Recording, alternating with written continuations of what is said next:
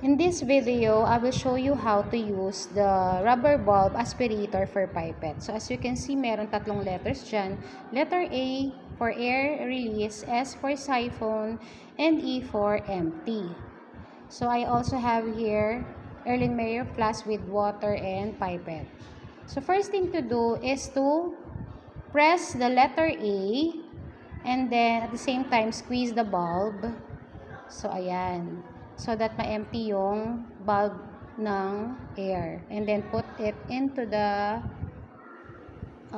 pipette. Yan. Sa end ng pipette. So, to siphon the liquid into the pipette, so press naman yung letter S. Siphon. So, ayan. And then, if you want to empty or release the liquid from the inside of the pipette, so you'll press letter E.